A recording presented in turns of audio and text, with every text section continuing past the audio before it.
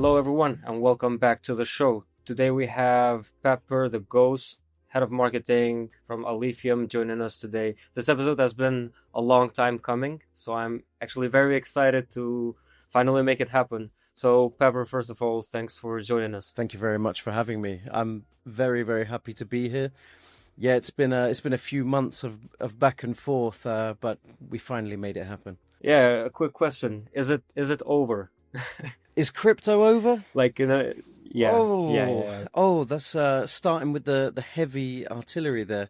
Um, Let's get rid of the heavy stuff, from the beginning. no, we're at the dippiest point of the dip, guys. Come on. Yeah, no, we're waiting for our big old pump. I don't know if it will ever come, but who knows?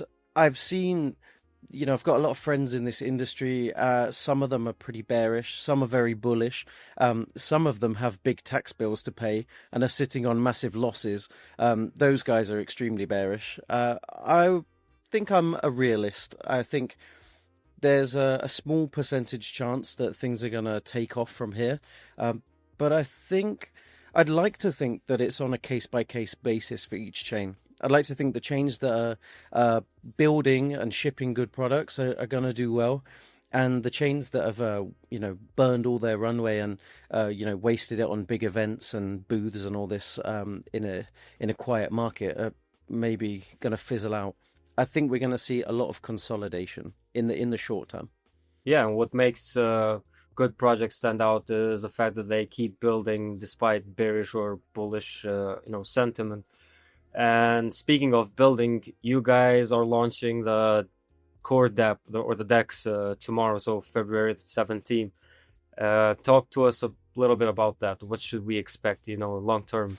Well, knowing that this episode's going out after it's launched, currently we haven't even revealed the name. So, world exclusive for you guys. The first guys outside of Alephium to know the name is POWFI, POWFI, Proof of Work Finance.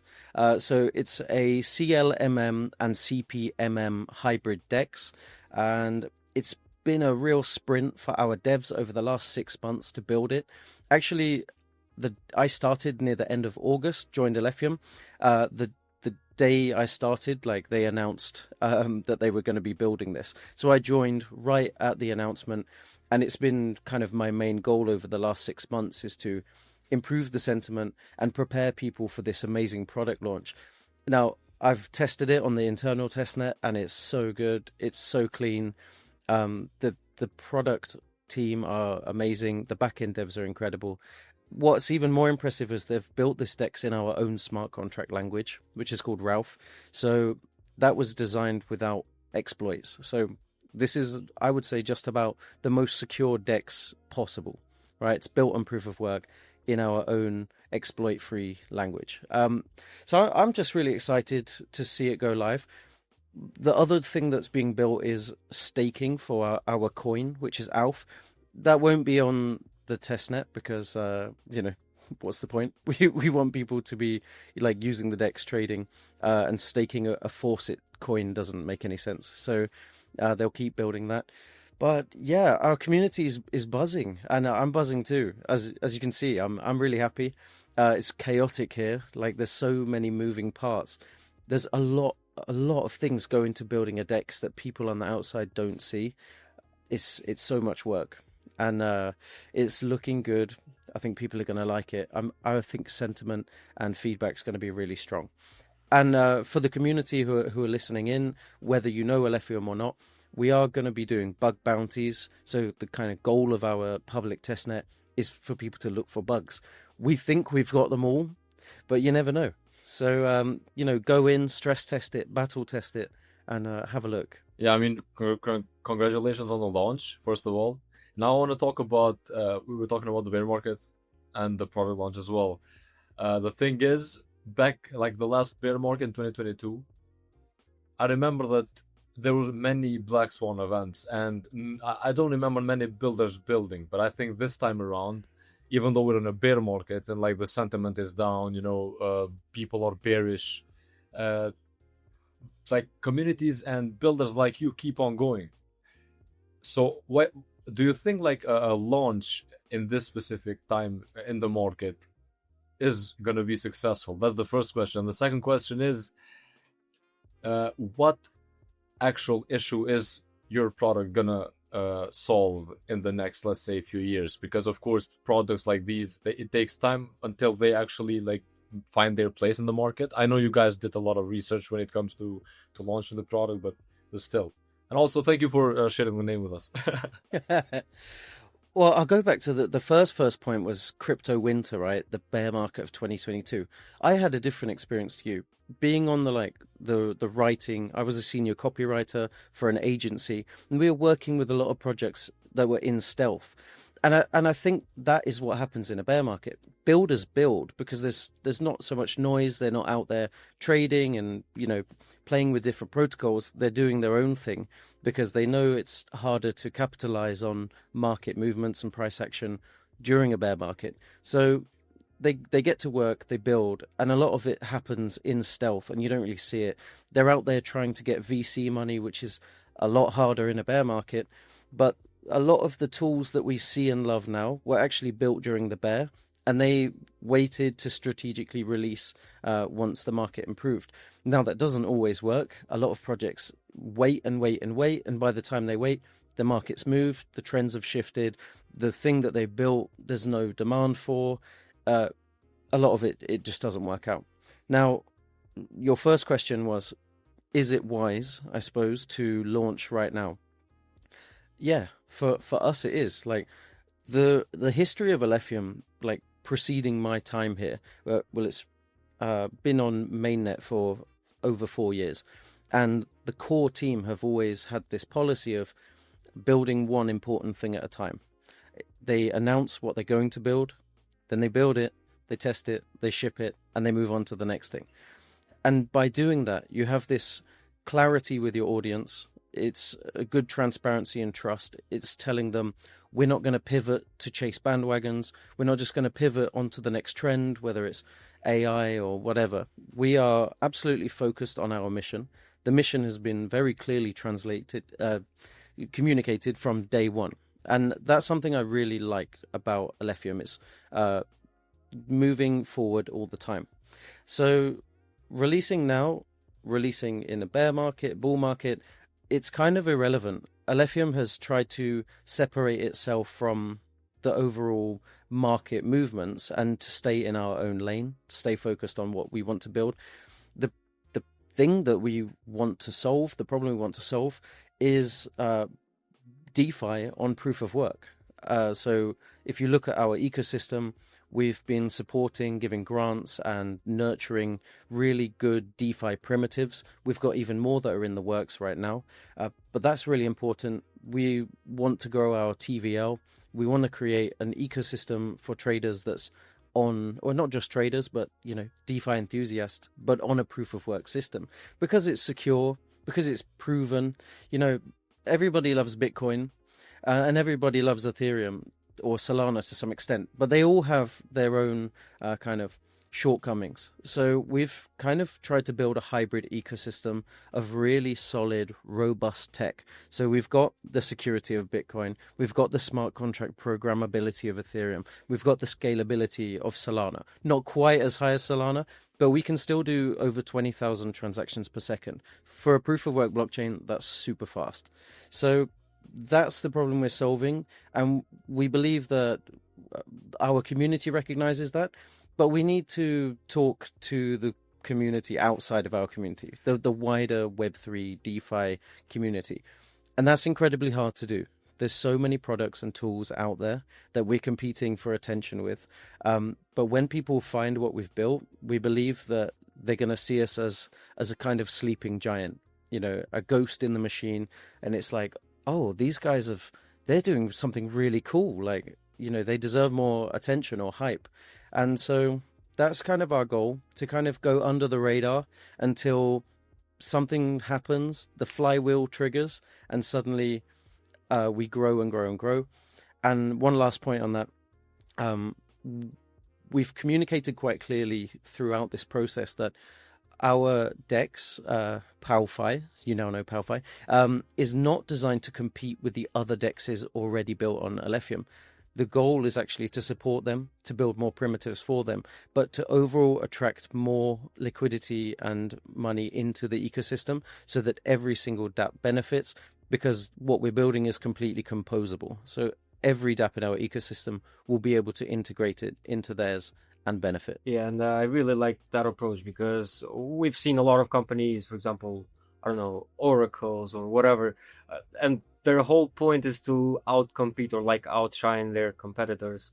Whereas, why not focus on like providing a solution that benefits them all? And I was going to ask you, could you explain the proof of less work concept to those that may not be familiar, but you already explained it quite well. So this brings me to my next point, which is the noob update you had last year, which basically removed the limited supply of the token.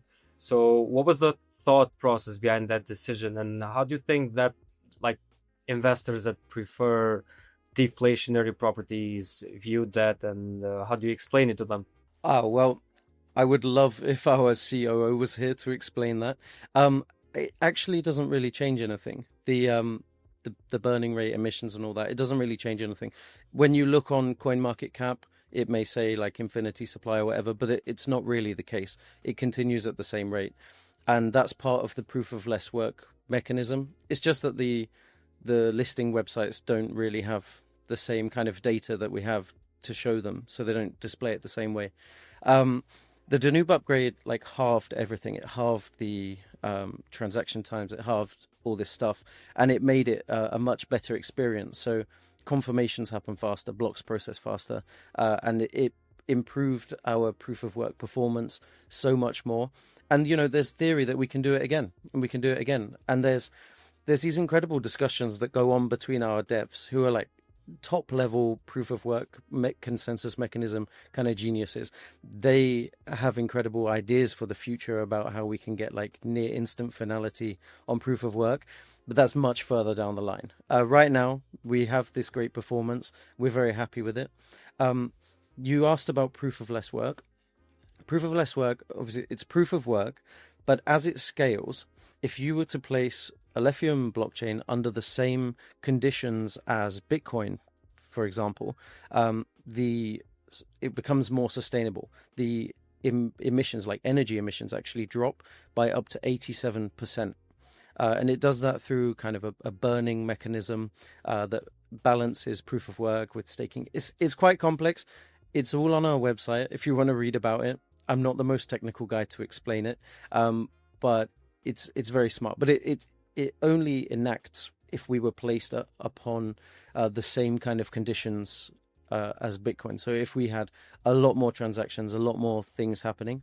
Right now, the activity is a little bit low, like across the whole of Web3.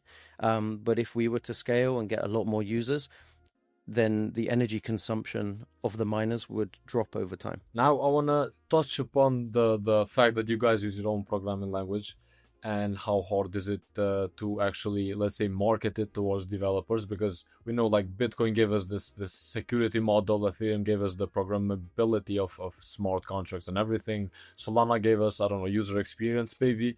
So with Alephium and your own programming language, how do you guys how do you achieve or get across to developers who are maxis of their own ecosystems and try to convince them that you guys, I mean, they should come to you guys and build on top of a Ralph? Great question. That is a challenge. We are fully aware of that.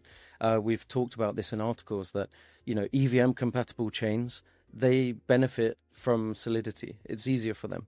And let's say the vast majority of smart contract developers, they code in Solidity or Rust, and that's kind of it. And then the chains that have their own language, they struggle, right, to attract people. Or I know Move is growing, but it is hard. One tool that we have given a grant to and nurtured is called Henry the Coder, and it's a Solidity to Ralph AI translation tool.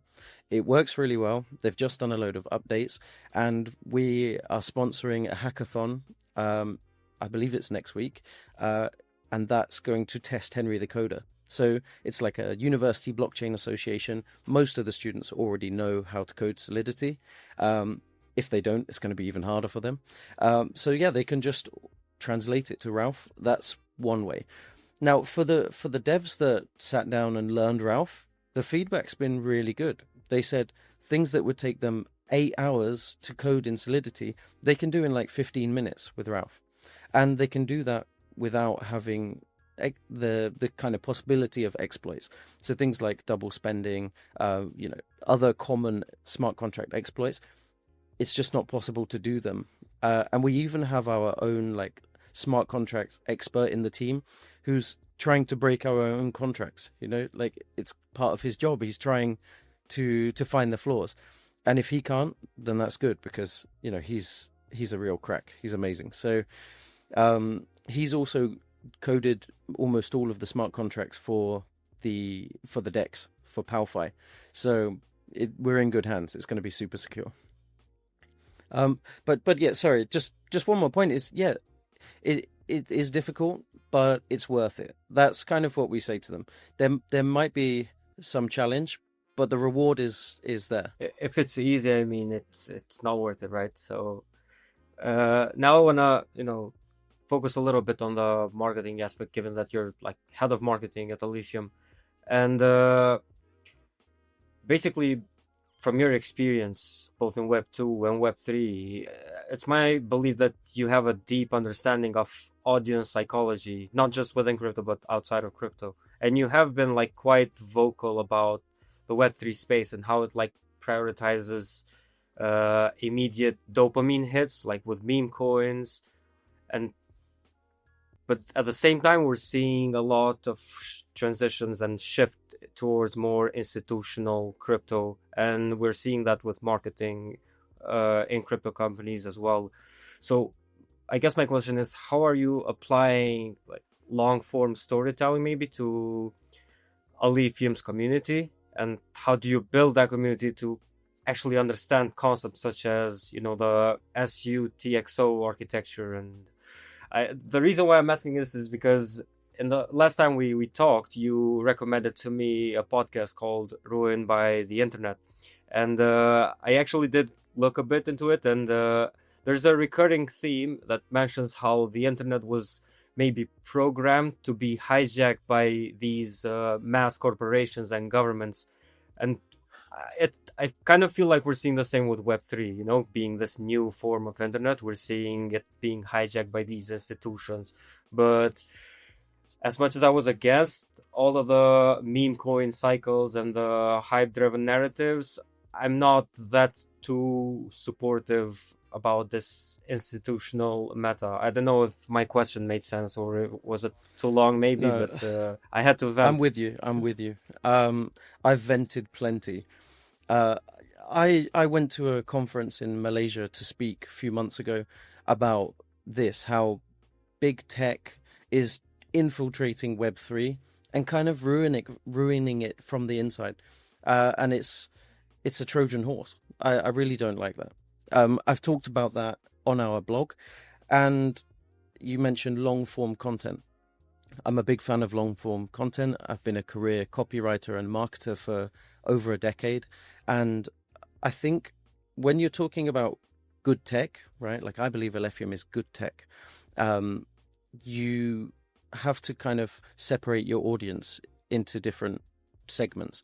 There's going to be value extractors in any ecosystem, and they're going to come and they're only going to look at the numbers. They're only going to look at price extraction, maybe ambassador programs or airdrops, or where can they get quick value from.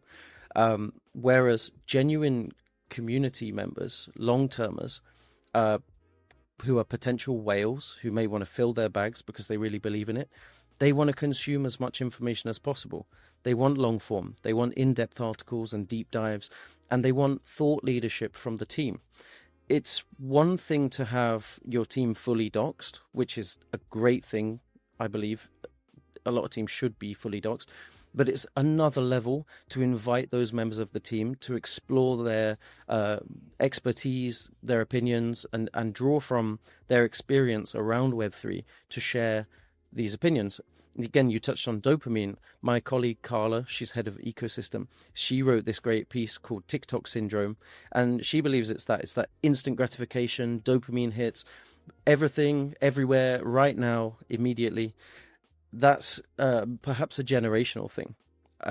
Older people have maybe more patience to sit and read and consume and process stuff, and short people nowadays with the short attention span and this attention economy that Web3 is in, it needs to be quick fire, really quick. You need to get your point across really fast, and that goes against me rambling on for a few minutes. So I hope that answered your question. Yeah, so to touch upon that, I know this is not directly tied to the topic in crypto. Actually, it is tied to crypto. What do you think is what are we lacking in terms of Web3 content and crypto content as an industry? Because I think we need more education. I think we need more educational content, but then how do you convince people to actually listen or read about, educational things and informational things in crypto when most of them are here for money, right? So, in your opinion, it can be as short as possible. I mean, up to you. Well, I think we do need more thought leadership. We need the best minds in the industry to guide the others. And I think that means we need to collectively stop using AI to write our content. It pains me that some of the smartest, most attentive and switched on people just throw their ideas into ChatGPT and copy it and paste it. And it bothers me. Now, I know not everyone is a native English speaker who loves writing and stuff, but as soon as I start reading a post and it has all those classic AI tropes, I don't want to read it. I move on. So I think education should be really original, really authentic. People need to connect with the content that they're reading. I think there's loads of great education out there already. There's loads of podcasts like you guys, like you see value in talking to somebody directly, allowing them to free flow and just pour out their experience to an audience. I think that's really valuable. But there's also, you can do this and then refine it. You can take these ideas that come out off the top of your head and refine them into more content, things that you can share. You can clip it, you can put out short posts, long posts, and there's a lot you can do. One quote can carry a lot of weight. I think those are the main ones. There's loads of very good video content out there, but there's also really loads of bad video content out there. And same with articles. I mean, it's not just the AI. There's a lot of stuff that's just wrong, bad takes. I think one thing I do expect to see over the next few years is a kind of level of AI verifiability. If AI, I don't think AI should be writing the content, but I do think that AI should be verifying it. Like, on X, you have this notes sometimes under the post saying like, oh, this actually isn't correct, it's misinterpreted, or this is true, it comes from this kind of thing. If AI could do that and give us more clarity over what we're reading to know whether it's true or whether it's bias or it's misleading or it's potential scam or something, I think that would be really helpful. Yeah, I agree with you, and we're oversaturated with AI slop, like in different forms of content. I mean, I'll always take the example of LinkedIn. Like every single post on LinkedIn is AI generated. Like it's not this, it's that, or those M dashes. Like I used to use M dashes in the past. Now I can't even use them because immediately it's nauseating to even look at it, because people will think that it was written by AI. But also to add to Otis's question, since he asked like how do we stand out, well, you basically should gamblify every piece of content that you make and like add brain rot to it. I mean that seems to be the working case, right? Yeah, I'm expecting you to clip this and then put the bottom half of the video to be like Temple Run or something. Somebody running along, Subway Surfer, yeah. Surfer on the bottom half, me talking about Alephium on the top half. Maybe then Gen Z will listen to the benefits of proof of work. I mean, they might listen, but what will they understand if they're focused on the Subway Surfers or Temple Run? I have no idea. And you mentioned LinkedIn. I think LinkedIn's going to die with this generation. Like it surely is going. I mean, it's going downhill so badly. It's not just most of the post. It's almost every single post. It's unbelievable. I can't believe what I'm experiencing whenever I go on LinkedIn. And if one of my old colleagues used to laugh at me because I was a LinkedIn maxi. I only joined X with my own account like just over a year ago. I had a lurker account. I didn't post anything.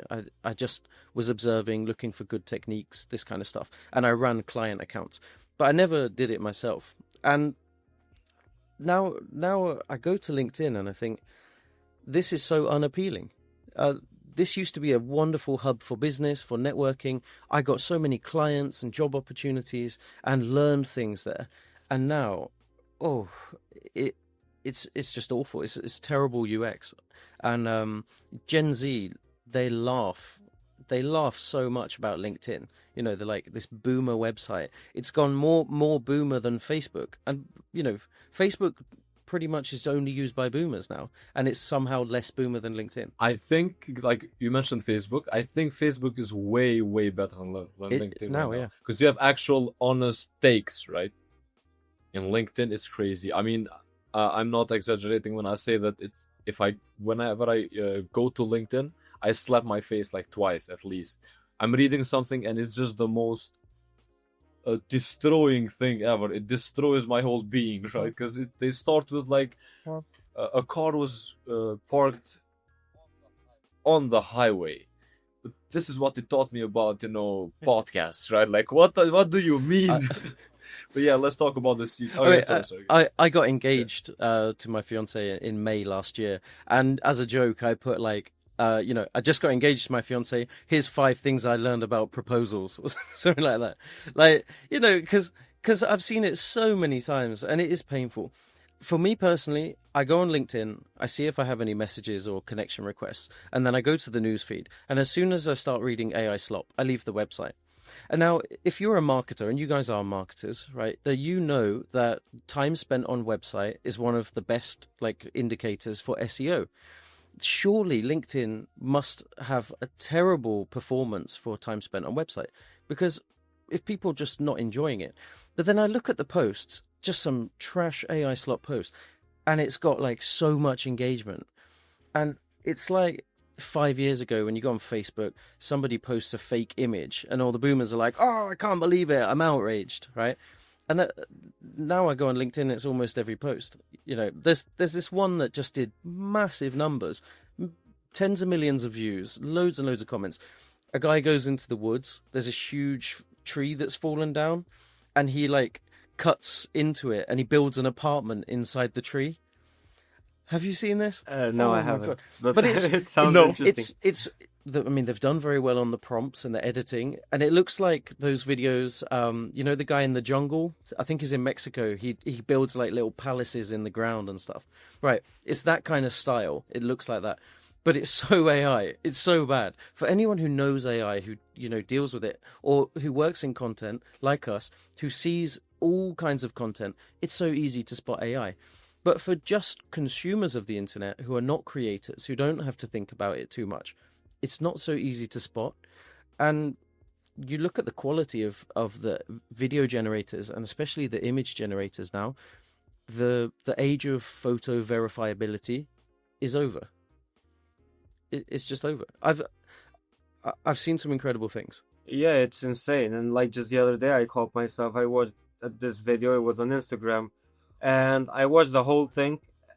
And it wasn't even something like science fiction or something that you wouldn't believe it if it happened in real life. But I looked at the comments, and then I actually saw that it's AI.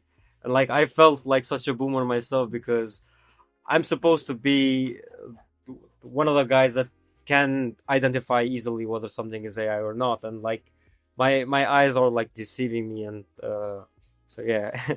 But it's crazy. I mean, I do believe that there needs to be some sort of intervention. I'm not saying to hinder innovation or anything like that, but there needs to be, at least to help people that are not to help retailers, to help people that don't deal with content every day, to actually see and be able to distinguish whether something is real or not. And so yeah, I also agree with you about fact checking everything, to use AI about that. But sometimes even the AI can miss the whole point. Like I used Gemini, I think, a few days ago to fact check something, and as much as it did a very good job, like some of the things it tends to miss out. But I mean, it's crazy. I don't even know what to think about. Unfortunately, it's not going to get any better because, I mean, this situation we're facing. AI companies, especially the Silicon Valley ones, they raised billions upon billions, and so they need to earn that back. They need to pay back their investors. And consumer AI is the easiest way for them to do it. It's selling subscriptions and that. So they're going to keep improving their consumer AI models, and that means there's just going to be more AI slop. But it's going to look better. It's going to sound better. Even the AI music and video, it's all going to be fantastic. You're going to see feature-length movies in AI. But they're just trying to repay their stuff. If they'd gone about it a different way and raised money in different ways, through crypto perhaps, then they could have built with more integrity and built stuff that's perhaps more useful, not for consumers but for the world. Go figure. Yeah, so now I want to go back to institutions, because if we keep talking about AI, I'm gonna be venting. I mean, all of us probably are gonna be venting about it. I want to go back to institutions, and since you guys are the proof of work and L1, now the whole issue with institutions, I think, right now is that most chains are looking at themselves as a business. I know they should look at themselves as a business, but there's also other aspects of being a crypto project, especially a blockchain. And one of the main aspects in my eyes is decentralization. So when institutions come in, I think that's what pushed many L2s and even some L1s to like move their most of their load on AWS, and I think that's just we saw what happened last year in October. I mean, AWS, like, it was an outage, and then most blockchains just didn't work. So what's the case with you guys? How do you guys manage that? And I assume as you guys are a proof of work, you do all of that on a decentralized manner. So I'm just gonna throw the question out there. I'm not that well informed in this specific topic, so I wanna hear from you. Well, I always say Alephium is very highly decentralized, but we're not perfectly decentralized, which is fair. It's just the truth. One day we will be. That's gonna happen one day. We're building the infrastructure so that one day Alephium can stand on its own two legs, or hopefully many, many legs. When that outage happened, we were fine. Some of the dApps in our ecosystem were not, but we were fine. Of course, the miners just kept going. They just kept mining. There is decentralized cloud out there. There are good options. I just don't know how scalable it is so far, and I don't know how well they perform. I'm not that deep into it, but the options are there. You can host your website in a decentralized way. You can store all your files in a decentralized way. Your dApps as well, you can host decentralized way. So you don't have to be impacted by outages. But the reality is, when there is a major outage and almost everything goes down, most people are just going to switch off their laptop, or they're going to go do something else. So I don't think it's the case that if 90% of your competitors have an outage and you're still online, I don't think you're going to really see much benefit from that. I think everyone suffers every outage by default. So I just don't know if there's enough incentives for chains to go. I think there's the criticism they receive is probably an incentive. Everyone laughing at them, joking that you're not really that decentralized, are you? But a lot of the big chains, they're not that decentralized.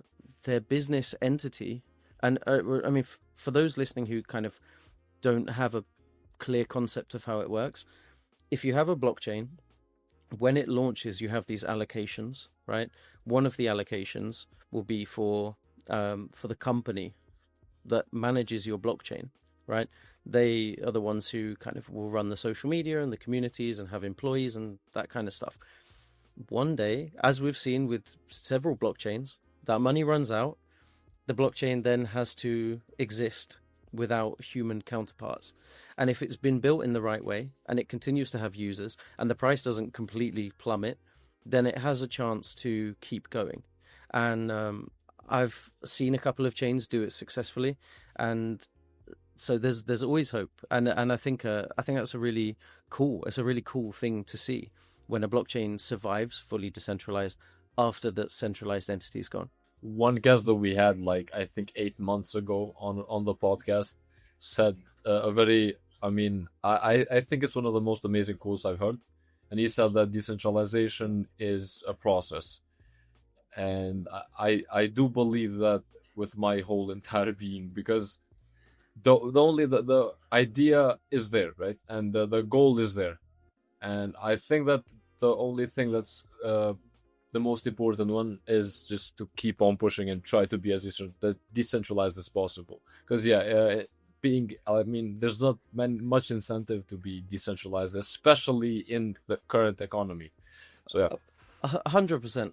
Our founder, he's called Cheng Wang. He's a PhD consensus mechanism cryptographer.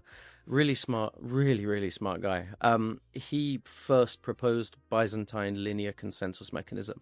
Like, he's really OG, and he built Alephium, his vision, his dream, but he always built it for the next century. He said that from the start. This is a next century technology.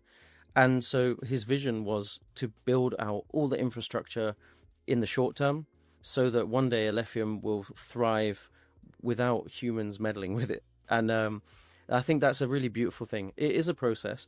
And, hopefully far down the timeline when that happens, I'll be able to look back and feel really proud for my contributions to this blockchain.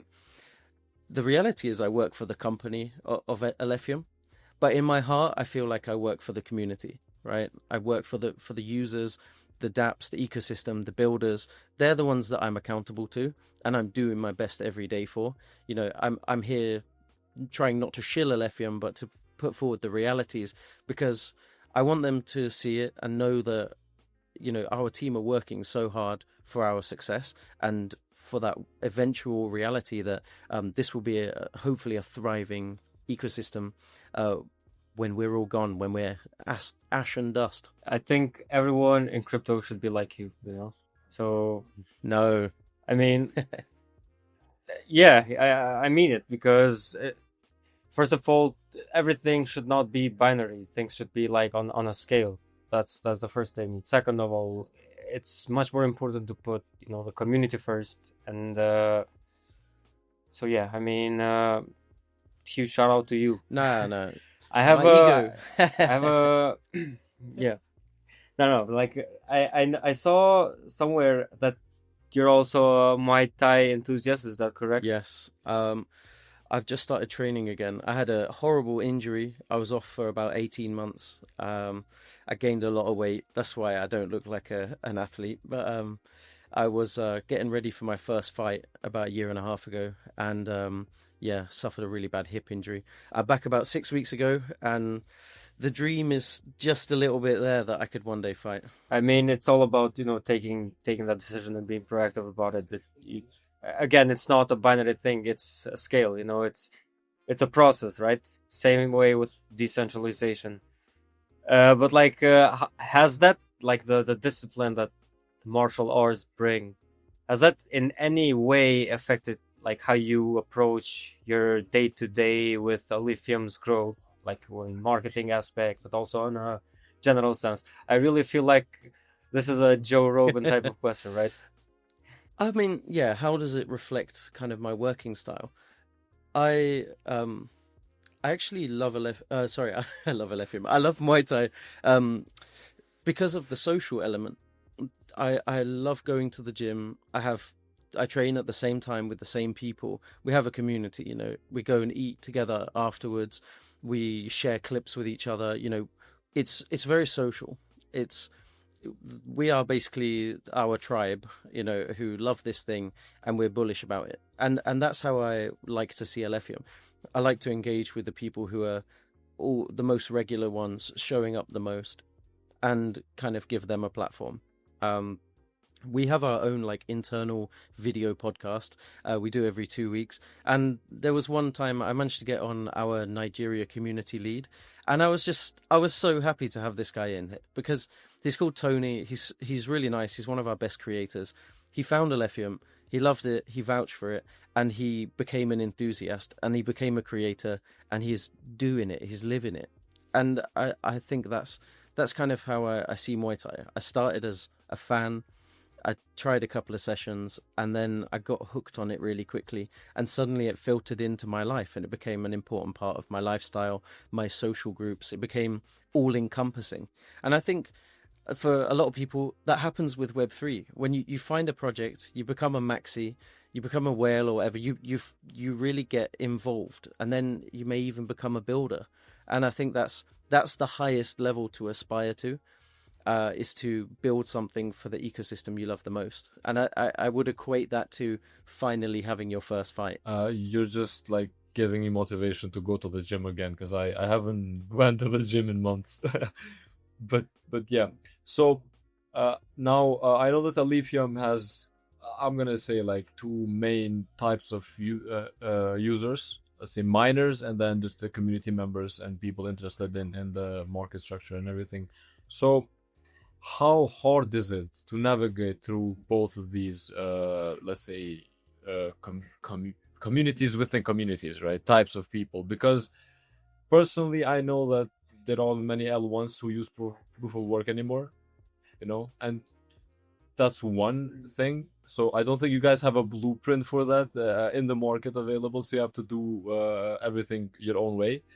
And then when it comes to market structure, I think it's totally different, because most people who join a project, they join in a bull run, and then they usually leave when the cycle is done. But the miners stay, so they're like the loyal people. So how hard is it to market to these two types of people, and I don't know, keep them in the loop? That's a very good and very tough question. I'd say on the miner side, most of the good work had been done before I joined. Right, I joined 3.5 years into the project, where the miners are already there, already established. I would say there's not much work done to look for new miners, because we have quite a lot. Right, they're consistent and they're in long-term deals. I think, as far as I'm aware, you can only mine Alephium on a specific device, right? So they had to invest in that, and so they will continue to mine Alf. And I know that it's not always profitable, but they want to keep filling their bags, and I'm happy for that they vouch for it. As for the users, we're more talking DeFi, right? Although it's proof of work, we have the DeFi element, and so we're nurturing projects, protocols that we believe will get more users, more activity, more liquidity, that kind of thing. That's really our focus. So if I can shout out a couple of projects, let's say Aura Markets is on testnet right now. They're doing really well. Their tokens doing well. Their testnet's busy. Their community's growing. It's a prediction market, fully decentralized prediction market. There's not many of them, and we had them on our internal podcast recently. The level of detail that they've gone to is extraordinary. They're building hard, and there's a lot of bullish people in that community who just can't wait for it to drop. So I think having a prediction market is really cool. We've got Lynx. Lynx is probably our star boy right now.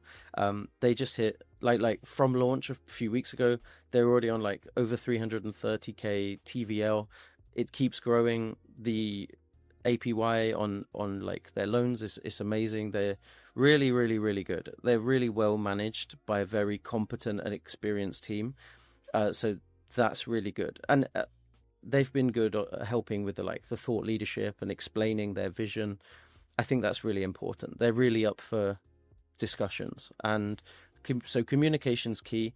I need our best protocols to really build on their thought leadership, to share articles and videos and jump on podcasts, and I try and pass on X-Space opportunities when they come up. I need them to talk more. They need to really just not be so developer-led and start to put their marketing hats on, because they're fantastic protocols and they're out there now. So I think that that's a big challenge. Marketing is always going to be a big challenge in a saturated market. But we think that if you look at our market cap and TVL compared to the size of our community and ecosystem, it's incredible. It's yeah, there's so much upside. But it is hard, and it's gonna be hard if we keep seeing the market get more bearish and price action doesn't improve. We will face more challenges. But final point on this: I joined, and it was doing this. I joined during really terrible price action, and that was a really stressful first couple of weeks. There was some really vicious stuff in the community. A lot of people very unhappy, lashing out, and the OGs who've been there from the start, they're still there. They backed us and continue to back us. A lot of people, like you said, they fizzle out as price goes down. They fizzle out, and that's not such a bad thing to get rid of people who will lash out during volatility. But we've got so many really good veterans who back us, and I have to lean into that and understand their mentality and why are they still here. And so trying to bring that out in our communications, that we're built for centuries, we're built for longevity, we're engineered for endurance. Like, these kind of narratives are key. Yeah, I agree with you on a lot of things. A couple of things that I wanted to go into. I agree with you that yes, a lot of these projects need to throw away their developer hats in terms of how they market themselves. But also, I think we've moved away from the KOL hats, right? That era where everything seemed like too good to be true, and just because a KOL said it, then it's supposed to be the best thing in the world. So I'm kind of glad that we caved back into this maybe niche that is only tailored to developers. Even though I don't understand a lot of the technical stuff myself, it still filters out some of these people that join for quick overnight gains, right? And then you mentioned Aura, the decentralized prediction markets. Do you think that one of the reasons why they have had the success that they had is because of the gambling epidemic that we're seeing as a society and as a culture right now? I'm not against high risk ventures. I'm just not a huge fan of gambling and everything that it represents. I'm not a gambler either. They're not promoting themselves as a gambling platform. There's obviously a strong case to say that prediction markets are gambling, but there's also another side to it, and it's about information, finding single sources of truth. It's a community engagement tool, and I mean, I started my career as a journalist. I wish we had prediction marketplaces when I was a journalist 12 years ago. They would have been incredible. What it allows you to do is see which markets are performing the best, getting the most bets, the most conviction and movement and liquidity, and you're able to then tailor your content to the audience's interests. And when you see the outcomes, that creates more useful content that people actually want to read. And you can look at the markets that are getting no activity, and you can know, okay, people really don't care about this, but they do care about this and this and this. And suddenly you're really speaking to your community by integrating marketplaces. And to do that in a decentralized way, where instead of oracles, you're using a kind of community resolution system, I think that's good. And they have like penalties for people who vote incorrectly. So it's incentivized to vote to kind of resolve things correctly. It's very smart, the system. I mean, the gambling epidemic, it's bad, but it's just a reality of life. People want to gamble. And I think right now people want to be entertained. In a bear market, it's not entertaining. That kind of rush or enjoyment you get from seeing green candles, we're not seeing a lot of right now. Maybe one day a week we're seeing some green candles. The rest of the time it's pretty pretty dull. And so people are sitting on crypto that may be 90% down, 95% down. They don't know what to do with it. They don't want to sell, but they can try and have some fun with it because it's not money, or it's not in, a kind of meaningful amount of money anymore. They've already kind of written off the fiscal value. They say, okay, let's just have some fun with this. Let's use it as a cryptocurrency for what it was designed for.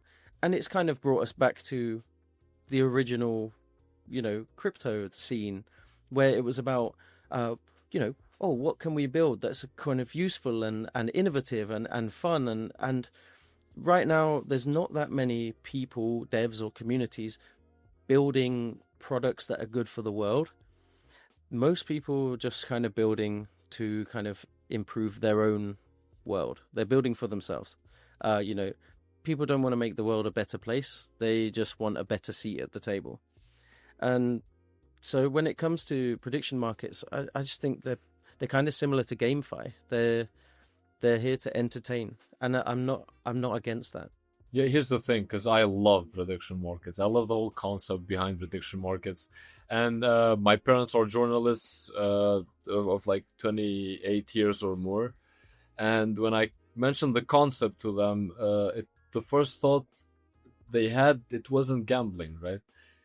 Because, I mean, yes, you're risking your money so that you win more. It's like it has percentages, it has odds, it has probability. I get it, and I'm gonna disagree with Ran again because it's like in a few episodes he mentions gambling, and I'm like, it looks like I'm protecting and I'm defending gambling, but I'm like, a few days ago I was reading this. I was just doing some research on prediction markets, and I saw this report made on 2009. So it's like 17 years ago, like. 2009, he was talking about business forecasting. It was a researcher. I don't remember the name, and he used three specific methods to see what's the best for business forecasting in this specific case, and one of them was prediction markets. Now, I thought prediction markets are something new, something that we invented in the past few years after the pandemic. But it has been here, and in every single aspect, in terms of accuracy, efficiency, corporate gap, because he was talking about like the future key and everything. In every single aspect, prediction markets were way better than all of the other methods. But he was mentioning the fact that it's really, really hard to do on scale, right? To scale it up. And now we can do that through crypto, and it's amazing. And what Aura is doing as well, I think it's amazing. I'm going to check them out immediately after the episode because it sounds good. And I'm researching prediction markets a lot because the whole concept of this unified intelligence, this collective intelligence, is just super astonishing to me. So yeah, that was my point. I just had to say all of these things. No, thank you for sharing, man. That's really cool that your parents are journalists. So I get it. Like when I first saw it from a journalist perspective, I was like, I like it. This is cool. This gets us closer to seeing conviction. It's a useful tool for like elections. This impacts the whole world. We get to see what people believe en masse, and a lot of people gamble differently to how they predict, right? They are different things. See, gambling's more of a game, right? Well, it depends if you play casino or if you're gambling on sports, for say. But it's different. You're using a different kind of conviction. Let's say my football team, who are pretty terrible, are playing a really good team, right? I might bet on the team that's probably going to win, so that I win either way, right? Yeah. Okay. I used to do that as well because I'm a Liverpool fan, by the way. And whenever we would play Manchester City, I would bet for Manchester City so that because I knew that if Liverpool would win, then chances are that we were going to take a lead on the title race. But if Manchester City would win, then I would win some money at least, and be happy. So yeah, I understand that it's all about hedging and stuff. And when you weigh the benefits and costs of prediction markets, first of all, the fact checking and basically being able to obtain information on real time about a specific topic, because there's a lot of topics that are being covered by prediction markets, even stuff that you would even think about, like will the socks of this vice prime minister be blue on a Tuesday morning, whatever. So I mean, I get it. Like when you weigh the pros and cons like that, it makes sense that we have them, and it's I'm glad that the at least users are being onboarded on that way, and people are still gonna risk money. People are still gonna lose money. If it wasn't for prediction markets, there'd be the pump funds and whatever. So in one way or another, I didn't like the meme coin thing. I didn't get involved. I was not a meme coiner.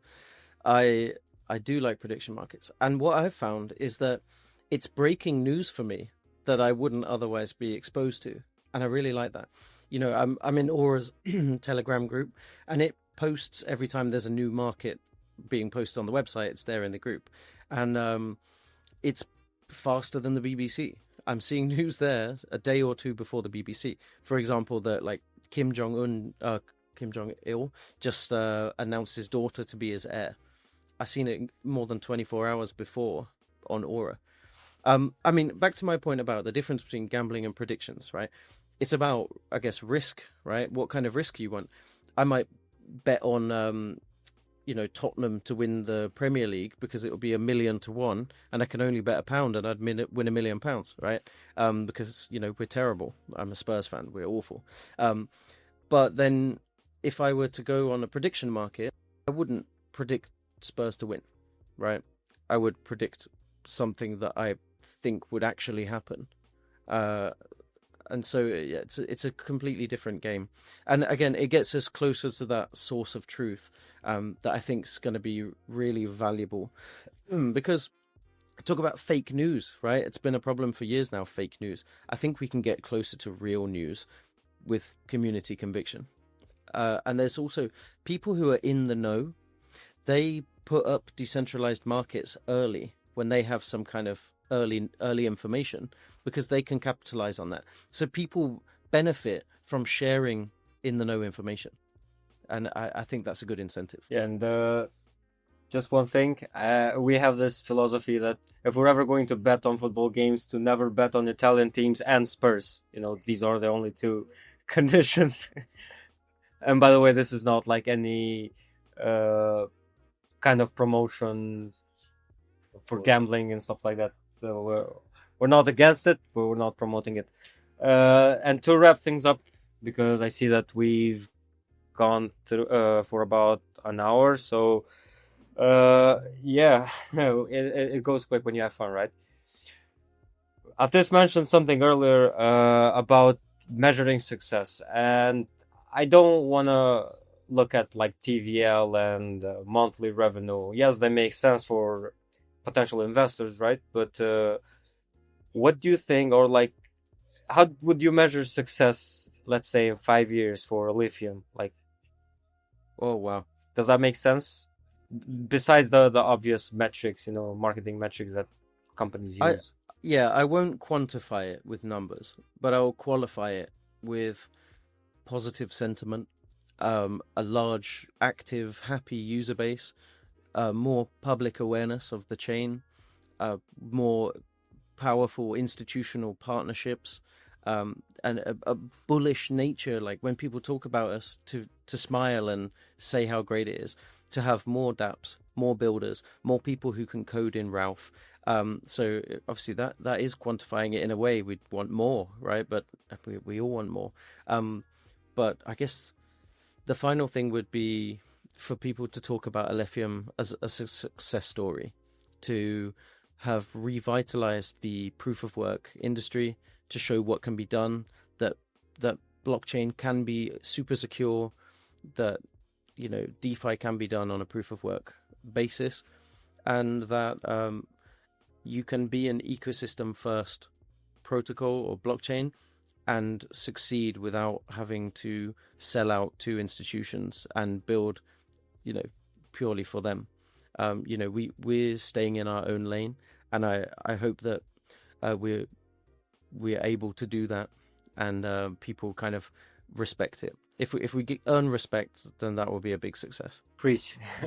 Well, thank you so much, Pepper, and thank you for joining. It was a huge pleasure to host you. As I said in the beginning, this was a long time coming, and I'm very, very happy that we actually managed to, find the time and discuss. And we should definitely sit down in the future, live and not just virtually. If you're gonna be in any conference this year, we will look to be joining as well and see if we can make it happen. Or I have no idea which conferences I'm planning to do, but who knows? But I'd love to meet you guys. Honestly, I could do this every week. That was such a good conversation. You guys are superstars, and yeah, hodl up. It's hodl up. It's just going on the up, guys. Yeah, shout out. Thank you so much for having me on. Shout out all the Alephium community, the core team. Repping. I'm very proud to work for this chain. And despite whatever anyone says, we are working with so much integrity to build positive products, and hopefully the future's bright. I'm optimistic. I'm bullish on you guys too. Thank you, man. All right. Well, have a good day. Thank you very much. Well, thank you for joining us today, and we'll see you in the next episode. Yes, sir.